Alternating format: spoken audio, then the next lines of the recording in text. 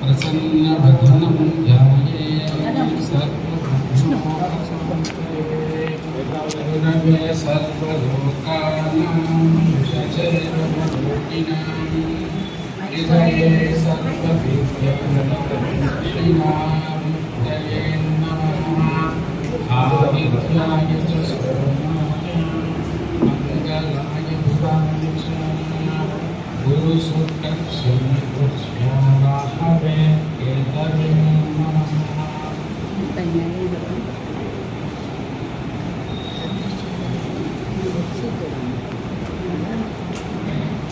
శ్రీ పరాభవ నామ సంవత్సర పంచాంగ పఠన శ్రవణం చేయడానికి వచ్చిన వారందరికీ స్వాగతం సుస్వాగతం.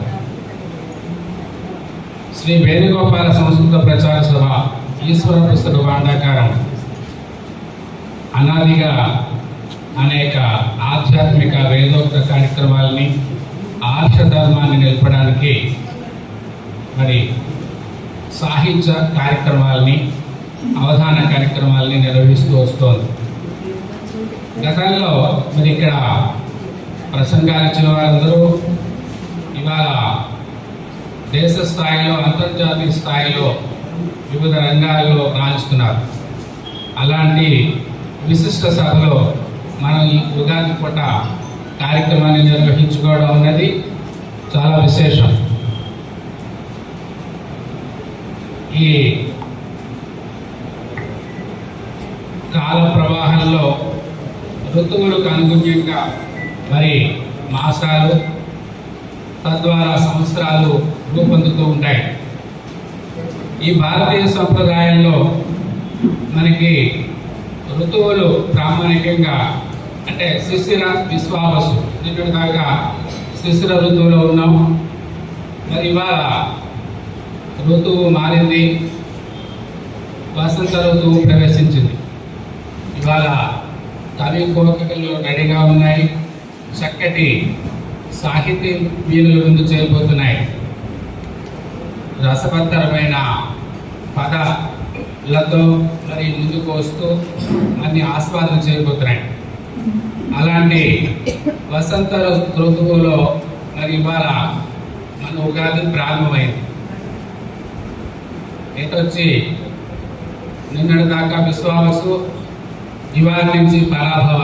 ఏమిటి అంటే పరాభవ పదం అన్నది ప్రతి ఒక్కరికి పరిచయం ఉన్న పదం, అచ్చ తెలుగు పదం.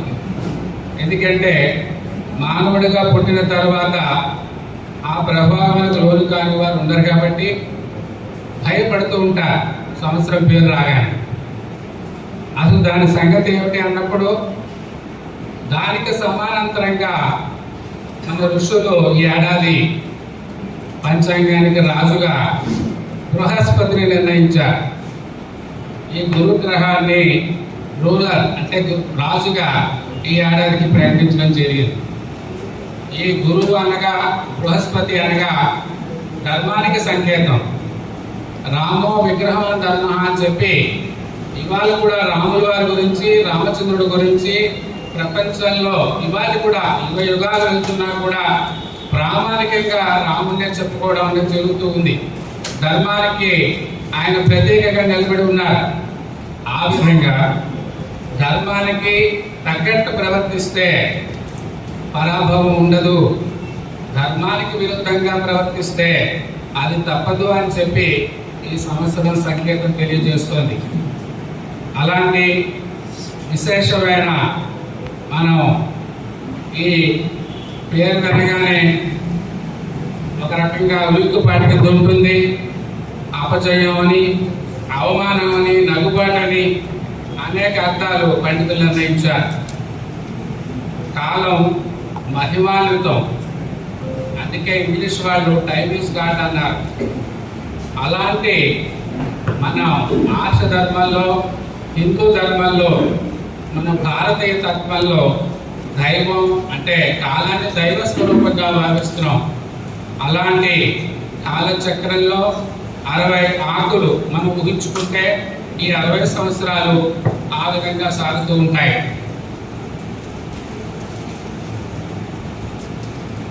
పరాభవాప్తే రాజనః ప్రాప్నువంతి పరాభవం అంటోంది శాస్త్రం. అధర్మస్య పరాభవ అని కూడా చెప్పింది. ఎవరికి పరాభవం అంటే ఎవరైతే అధర్మంగా ఉంటారో, చట్ట వ్యతిరేకంగా, న్యాయ వ్యతిరేకంగా ఉంటారో, ధర్మాన్ని పాటించరో అలాంటి వ్యక్తులందరికీ కూడా మరి విచిత్రమైన ఇబ్బందులు ఈ ఏడాది ఎదురవుతాయి. ఇప్పటికే యుద్ధ మేఘాలు అలుముకున్నాయి. ప్రపంచవ్యాప్తంగా ఆందోళనలో ఉన్న పరిస్థితులు చూస్తున్నాం. అహంకారానికి పరాకాష్ఠగా ఎవరైతే వ్యవహరిస్తున్నారో వారందరికీ కూడా ప్రకృతిగా తగిన గుణపాఠం చెప్పబోతోంది.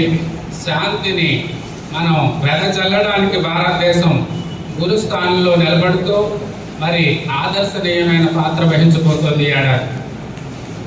శిశిరంలో శిథిలమైన పచ్చని శోభను ఈ రోజు నుంచి మనం అంకురింపజేసుకుంటూ చక్కగా మరి ధర్మం, న్యాయం, చట్టం ఈ మూడు సమపాలనలో సాగడానికి వీలుగా మన జీవన శైలిని నిర్మించుకుంటూ ముందుకు సాగితే తప్పనిసరిగా మంచి ఫలితాలు సాధిస్తాం.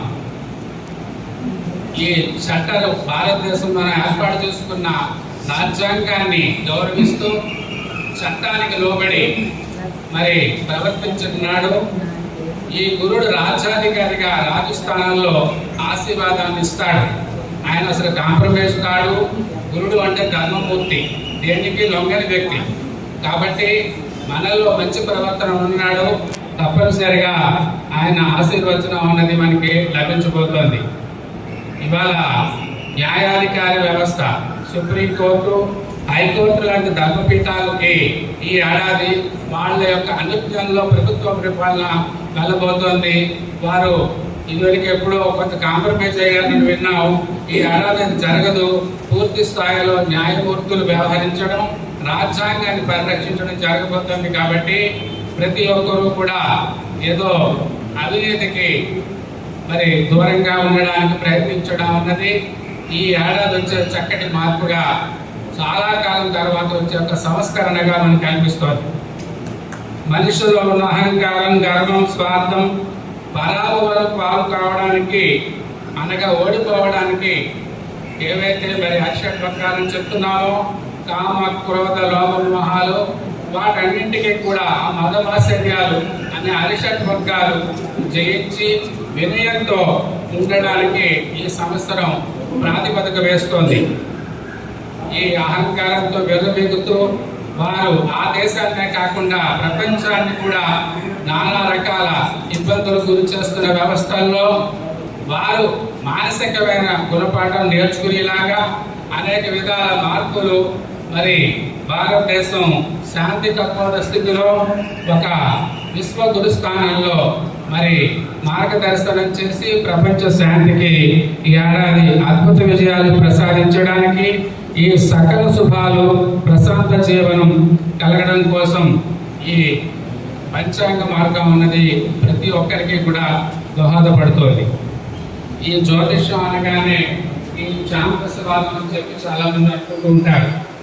కానీ మరి ఆధునిక విజ్ఞానంతో నేటి విద్యా విధానం అత్యున్నత స్థాయిలో పరుగులు తీస్తూ ఉంటే ఎప్పటి నుంచో ఉన్న అమాయకులు అనే ఒక అపప్రద చాలా మందిలో ఉంది. కానీ జ్యోతిష్యమే అసలు మార్గాన్ని చెప్తుంది. వ్యక్తి ఏ చదువు చదవాలి, ఏ మార్గంలో వెళితే అతను ఆ విద్యను రాణించగలడు, దానికి తగ్గట్టుగా ముందుకు సాగగలడు మరి అనేక విషయాలని, మార్గాలని మనకి జ్యోతిష్యం మార్గదర్శనం చేస్తుంది. ఈ పరాభవ నామ సంవత్సరంలో ఉన్న అనేక విశేషాలకు తోడు పరాభవాహ్వయం వందే నయాప సముదర్చితం ఉత్తుంగ పురగారూఢం పరసోజ్వల పానికం అన్నట్టుగా నీతి నియమాలతో ప్రకాశించువానికి దేదీప్యమానమైన దండగొడ్డలి ధరించిన వానికి బలిష్టమైన గుర్రమును అధిరోహించిన ఈ పరాభవ నామ పురుషునకు నమస్కారములు అని చెప్పి ఆర్యోక్తి ఇలాంటి పరామనామ సంవత్సరం పేరుతో పరిచయం అవుతున్నటువంటి ఈ నామధేయం యొక్క అంతరార్థాన్ని మనం ఒకసారి అవలోకనం చేసుకుంటే, పరా అంటే పరాభట్టాలిక అనగా లలితాదేవి, భవ అంటే సాక్షాత్తు భవుడు పరమశివుడు అన్నమాట. అలాంటి ఆది దంపతులు పరమేశ్వర రూపంలో, పార్వతీ పరమేశ్వర రూపంలో సామరస్య స్వరూపంతో సత్య ధర్మ భక్తి మార్గంలో మనందరినీ కాపాడడం అన్నది ఆడడం జరుగుతోంది. భారతదేశం ఉజ్వలంగా ముందుకు సాగుతోంది. ఒక ప్రపంచంలోని ఒక అద్భుతమైన ఆర్థిక కేంద్రంగా, ఆధ్యాత్మిక పరమైన స్థానంలో ఉండి మరి ముందుకు సాగుతోంది. అదేవిధంగా ఈరోజు మనం ఉదయపూట ఉగాది పచ్చడి సేవించి వచ్చాము. ఆ ఉగాది పచ్చడిలో అన్ని రకాల రుచులు ఉన్నాయి. జీవితంలో ఉండే అన్ని రుచుల యొక్క సమాహారం అది. అన్నిటినీ సమానంగా స్వీకరించి నిలబడాలి. ఎలాంటి కష్టం వచ్చినా చెల్లించకూడదు, ఆనందం వచ్చినా ఉప్పొంగకూడదు.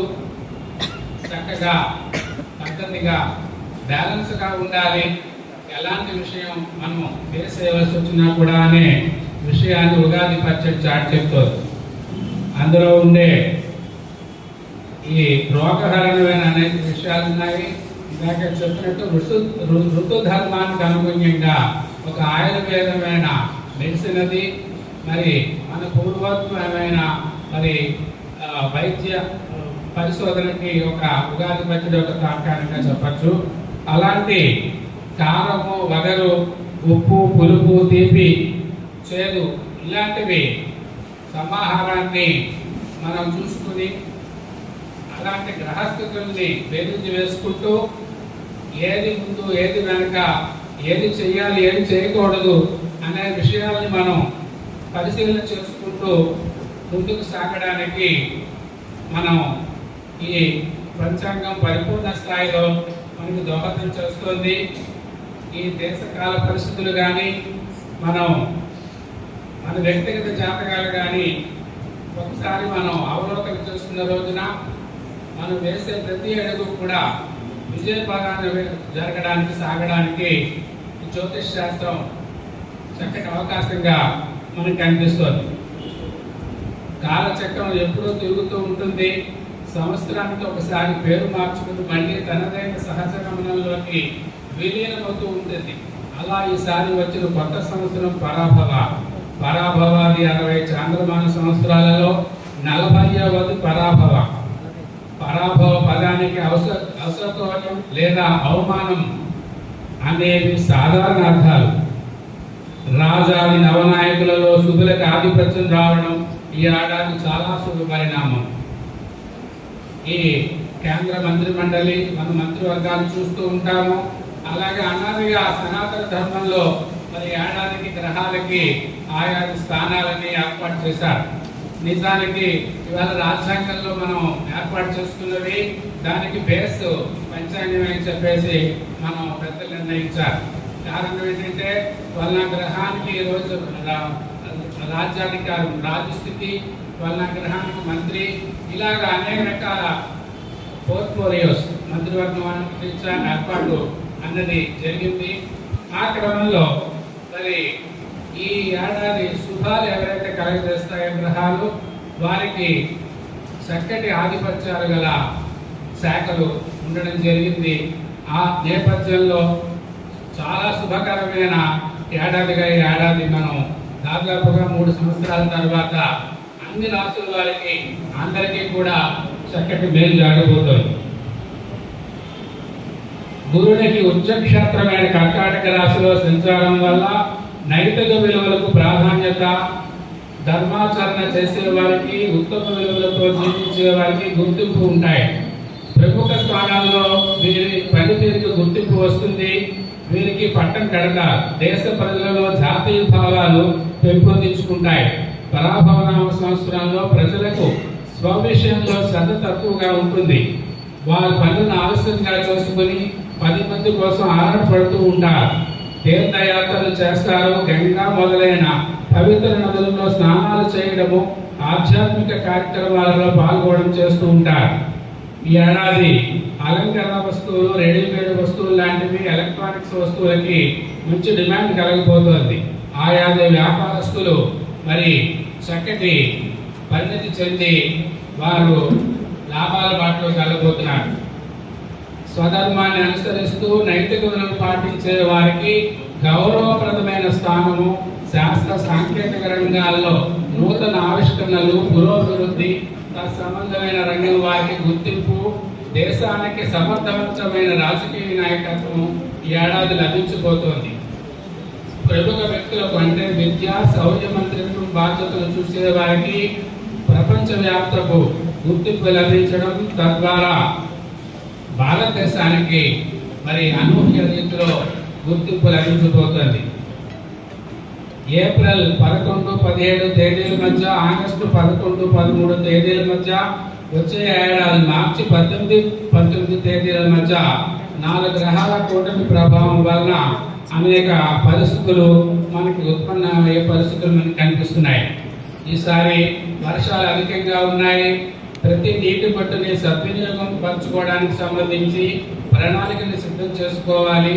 నీటి నిల్వలు ఉంచుకుంటే మరి తదనంతర పరిస్థితుల్లో మరి ఎప్పుడు మనకి నీళ్లు కావాలన్నా కూడా ఉపయోగించుకునే అవకాశం ఉంటుంది. అలాంటి మరి వ్యవస్థని ప్రభుత్వాలు సంసిద్ధం కావాల్సి ఉంటుంది. సకాలంలో వానలు తక్కువగా ఉన్నా, ఎప్పుడైతే వర్షపాతం అధికంగా ఉందో ఆ సమయంలో మరి దీనికి తగ్గ ప్రణాళికని సిద్ధం చేసుకోవాల్సి ఉంటుంది. ఇప్పుడు రాసుల పరంగా మరి మనం ఫలితాలను గమనించినప్పుడు చాలా మందికి వ్యక్తిగత జాతకం ఉంటుంది. వ్యక్తిగత జాతకం అనుబంధంగా ఈ గోచార ఫలితాలు ఉంటాయి అన్నది విషయం గమనించాల్సి ఉంటుంది. వ్యక్తిగత జాతకంలో ఉన్న యోగానికి అనుసంధానంగా ఈ ఫలితాలను చూసుకోవాలి. ఇది పూర్తి స్థాయిలో మరి ఈ ఏడాది, ఈ సంవత్సర కాలానికి గైడ్ లైన్స్ గా మరి దీనిని మనం దృష్టిలో పెట్టుకోవాల్సి ఉంటుంది. మేష రాశి వారికి ఈ ఏడాది ఆదాయం 11, వ్యయం 5, రాజపూజ్యం 2, అవమానం 4గా ఉంది. ఈ రాశి వారికి ఆదాయం చాలా వృద్ధికరంగా ఉంది కాబట్టి చక్కటి భవిష్యత్తుకి నిలబడేట్టుగా ఆర్థిక విషయాల పట్ల మరి ప్లానింగ్ తీసుకోవాల్సి ఉంటుంది.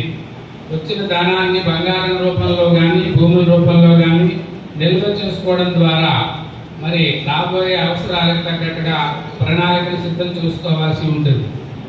ఈ వీరికి గౌరవం కన్నా అవమాన స్థితి మరి ఎక్కువగా ఉంది కాబట్టి మరి మాట్లాడే తీరులో కానీ, ప్రవర్తనలో కానీ ఆతిచూచి వ్యవహరించుకుంటూ ఉంటే మరి సమస్యలు ఉత్పన్నం కాకుండా ఉంటాయి. ఈ వ్యవహార శైలిని చూసుకొని మరి 10 మందితో వ్యవహరించే తీరులో మరి ఒక పద్ధతిగా వెళ్ళడం వలన సమస్యలు ఏర్పడకుండా చూసుకోవచ్చు. అలాగే వృషభ రాశి వారికి ఆదాయం 5, వ్యయం 14, రాజ్యపూజ్యం 5, అవమానం 4. వీరికి మిశ్రమ ఫలితాలు అధికంగా ఉన్నాయి. ఈ మిశ్రమ ఫలితాల కారణంగా వీరికి లాభస్థానంలో శని సంచారం ఉన్నది మరి చాలా ఉపయుక్తంగా ఉంటుంది. ఈ శుభ ఫలితాలు మరి వచ్చిన సమయంలో సద్వినియోగం చేసుకోవాలి. ఆ అవకాశాన్ని వినియోగించుకోవాల్సిన సమయంలో ముందుకు సాగుతూ ఉండాలి. ఈ ముఖ్యంగా కళాకారులకి ఈ ఏడాది రాశిలో ఉన్న కళాకారులకి చక్కటి అభినందనలు, పురస్కారాలు అందుకునే అవకాశం ఉంది. విదేశీలో ఉన్న విద్యార్థులు కానీ, ఉద్యోగస్తులు కానీ ఉన్నతమైన శ్రేణిలోకి వెళ్ళబోతున్నారు. ఈ వృత్తి ఉద్యోగాల్లో వీళ్ళ అభివృద్ధి 3 సంవత్సరాల తర్వాత చాలా ఆనందకరంగా ఉండబోతోంది. మిథున రాశి వారు ఆదాయం 8, వ్యయం 11, రాజ్యపూజ్యం 1, అవమానం 7. ఈ రాశి వారికి మరి కొంచెం క్లిష్టకరమైన కాలంగా కనిపిస్తోంది. ప్రతి విషయంలోనూ కూడా ఆలోచన చేసి అడుగు వేయవలసి ఉంటుంది. 1-4 సార్లు ఆలోచించుకుని అనుకూలత వృత్తి ఉద్యోగాలలో, అలాగే ధనం విషయంలో, వ్యవహారాల్లో మరి చూసుకుంటూ వెళ్ళాలి. అతిగా వ్యక్తులను నమ్మేయడం వల్ల అనేక ఇబ్బందులు మీరు ఎదురయ్యే పరిస్థితులు కనిపిస్తున్నాయి. ప్రమోషన్లు కూడా కొంత ఆలస్యంగా వీరికి రావడం జరుగుతుంది. ఈ ఎలక్ట్రానిక్స్, ఎలక్ట్రికల్ సంబంధించిన వారి రాశిలో ఉన్న వారికి ఈ ఏడాది చాలా మరి అనుకూలంగా ఉంది. అలాగే రాజకీయ నాయకులకి ఈ ఏడాది మేలు జరగబోతోంది. వ్యవసాయదారులకి మరి పెట్టుబడి తగ్గట్టుగా మరి లాభాలు ఈ రాశికి సంబంధించిన వారికి కనిపిస్తున్నాయి. కాబట్టి వారు ధైర్యంగా ముందుకు సాగచ్చు. ఏ పంటనైనా వారు వేయవచ్చు. అన్ని లాభసాటిగా ఉండిపోతున్నాయి. కర్కాటక రాశి వారికి ఆదాయం 2, వ్యయం 11, రాజ్యపూజ్యం 4, అవమానం 7గా ఉన్నది. కాబట్టి ఈ మిశ్రమమైన ఫలితాలు ఈ ఏడాది వీరికి కనిపిస్తున్నాయి. అక్టోబర్ నెల వరకు ప్రతి విషయం కూడా ఆలోచించి చేయాల్సి ఉంటుంది. ఆ తర్వాత చిక్కులను అధిగమించి చక్కటి ఫలితాలని మీరు అన్ని విధాల అనుకూలమైన ఫలితాలని పొందబోతున్నారు. ఈ ఒక చోట నుంచి వేరే చోటికి ఉద్యోగస్తులు బదిలీ అవ్వడం, అలాగే ఇతర దేశాల వారు స్వదేశానికి రావడం, ఇక్కడ దేశస్తులు వేరే దేశాలకు వెళ్ళడం అనే పరిస్థితులు ఈ రాశి వారికి కనిపిస్తున్నాయి. ఈ రాశి స్త్రీలకి కొంచెం చికాకులు కనిపిస్తూ ఉంటాయి. ఆరోగ్యం విషయంలో మీరు ప్రతి విషయంలో కూడా జాగ్రత్తగా వ్యవహరిస్తే మరి ఏ రకమైన ఇబ్బందులు ఉండే అవకాశం ఉండదు. సింహరాశి వారికి ఆదాయం 5, వ్యయం 5, రాజ్యపూజ్యం 7, అవమానం 7గా ఉంది. అనగా గౌరవం కానీ ఆదాయం కానీ ఏ విషయమైనా కూడా బ్యాలెన్స్ షీట్ వీరికి రాశి వారికి ఈక్వల్గా ఉంది. అంచేత ప్రతిదీ కూడా సమస్థితిలో ఉంది. కానీ గోచారంలో అష్టమ స్థానంలో శని సంచారం కారణంగా కొద్ది విషయాలలో మరి వివాహ పరిస్థితులు ఉంటాయి. స్నేహితులు మరి మాట తీరులో, వ్యవహారాల్లో కొన్ని సమస్యలు ఏర్పడుతూ ఉంటాయి. ఓర్పుతో సహనంతో కాలాన్ని ముందుకు సాగిస్తే ప్రతి విషయం కూడా మరి ఆనందదాయకంగా ఉంటుంది. వాహన ప్రమాదాలు వారికి జరిగే అవకాశాలు ఉన్నాయి. కాబట్టి వారు చాలా జాగ్రత్తగా వాహనాలని నడపవలసి ఉంటుంది. కన్యా రాశి వారు ఆదాయం 8, వ్యయం 11, రాజ్యపూజ్యం 3, అవమానం 3. ఈ రాశి వారికి గత ఏడాది కన్నా చాలా బలీయంగా ఉంది. ఈ ధనం విషయంలో, ఆరోగ్య విషయంలో కొద్దిపాటి ఇబ్బంది ఉన్నప్పటికీ కూడా మరి నవంబర్ నాటికి చక్కటి ఫలితాలను మీరు సాధిస్తారు. లేదా ఆభరణాలు ఈ రాశి వారికి లభిస్తాయి. ఊహించిన ధనలాభం కూడా వస్తుంది. గతంలో ఉన్న వాత సంబంధించిన రోగాలు పరిష్కారమై ఆరోగ్యం సిద్ధిస్తుంది. తులారాశి వారికి ఆదాయం 5, వ్యయం 14, రాజ్యపూజ్యం 6, అవమానం 3గా ఉంది. వీరికి గౌరవప్రదంగా ఉంది ఈ రాశి వారికి. కానీ ఆదాయం విషయంలో మరి దగ్గర అటు ఇటుగా ఊగుతోంది. కాబట్టి రూపాయి తీసేటప్పుడు ఆలోచన చేయాలి. రుణ బాధలు రాకుండా చూసుకోవాలి. ప్రతి విషయం కూడా వ్యాపారస్తులు కానీ, ఇతర రంగాల వారు కానీ, ఈ స్వతంత్ర వృత్తుల వారు కానీ ఈ ఏడాది ఆర్థిక విషయాల్లో మరి వారు పేరుకు తగ్గట్టుగా గొప్పగా ఖర్చు పెట్టాలని ఆలోచన చేయకూడదు. చేస్తే రాబోయే కాలంలో వారి ఇబ్బందులు ఎదుర్కోవాల్సి ఉంటుంది. దీనికి నవంబర్ నుంచి కూడా గతంలో ఓటమి చోటు చూసినటువంటి మరి పోటీలలో కానీ, వివిధ పదవుల్లో కానీ, వారి సంఘాల్లో కానీ మరి గెలుపు సాధించి నవంబర్ తర్వాత వాడు విజయం సాధించబోతున్నాడు. వృశ్చిక రాశి వారు, వీరికి ఆదాయం 11, వ్యయం 5, రాజుపత్యం 2, అవమానం 6గా ఉంది. వృశ్చిక రాశి వారికి ఆదాయం చాలా బాగా వృద్ధి చెందుతోంది. ఈ గౌరవం అనేది కోరుకుంటారు వారు వృశ్చిక రాశి వారు. కానీ ఈ ఏడాది వారు నిక్కచ్చిగా ఖచ్చితంగా మాట్లాడే వ్యవహార శైలిని కొంచెం సడలించుకుంటే తప్పనిసరిగా స్నేహితులు బంధువులు దగ్గరికి వస్తారు. తద్వారా మరి వారి యొక్క ఘర్షణ వాతావరణం తగ్గుతుంది. ఆదాయం అన్నది మరి నిలబెట్టుకోవడానికి చక్కటి ఆర్థిక ప్రణాళికను సిద్ధం చేసుకుని భవిష్యత్తులో అవసరమైన దానికి సంబంధించి ఇప్పుడున్న నిధుల్ని సరైన మార్గంలో పెట్టుకుంటే రాబోయే కాలంలో వారికి ఈ సొమ్ము అక్కడికి వచ్చి వారి అవసరాలు తీరుతుంది. ధనుసు రాశి వారికి ఆదాయం 14, వ్యయం 11, రాజుపత్యం 5, అవమానం 6గా ఉంది. వీరికి గత ఏడాది కన్నా చాలా అనుకూలంగా ఉంది. కానీ శని ప్రభావం అర్ధాష్టమ శనిలో ఉన్నాడు కాబట్టి ఆరోగ్యం విషయంలో, అలాగే వాహన ప్రమాదాలు, ఇతర విషయాల్లో ప్రయాణాల్లో మరి అప్రమత్తంగా ఉండాల్సిన టైము. ఈ ప్రయాణాల్లో చికాకులు రాకుండా చూసుకోవాలి. ధనం కూడా వివిధ మార్గాల్లో అధికంగా ఖర్చు అవుతూ ఉంటుంది. అంచేత వ్యవహారాలు మరి చూసుకుంటూ ముందుకు సాగాల్సి ఉంటుంది. పండ్ల తోటలు, కాయగూర వ్యాపారస్తులకి, రియల్ ఎస్టేట్ వారికి, ఈ రాశి వారికి ఈ ఏడాది చాలా అనుకూలంగా ఉంది. వారికి ఏప్రిల్ నెల నుంచి మరి పట్టిందల్లా బంగారం అన్నట్టుగా సాగుతుంది. ఎప్పుడూ లేనంత వారు ప్రతిష్టను పెంచుకోబోతున్నారు. మకర రాశి వారు, ఈ రాశి వారికి ఆదాయం 2, వ్యయం 8, రాజుపత్యం 1, అవమానం 2గా ఉన్నది.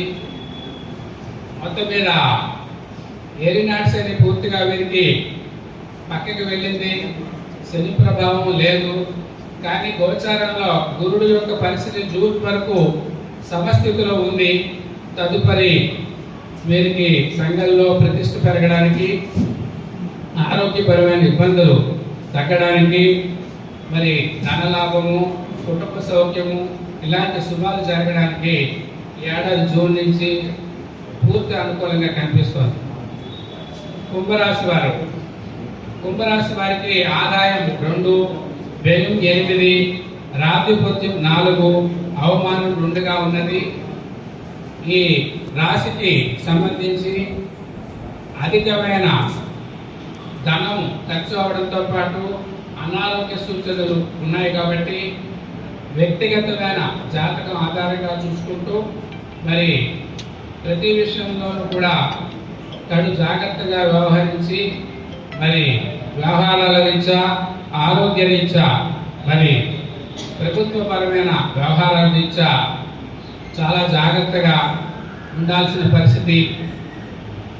ఆచితూచి వ్యవహరిస్తే వీరికి అక్టోబర్ నెల తర్వాత చక్కటి అనుకూల పరిస్థితులు కనిపిస్తున్నాయి.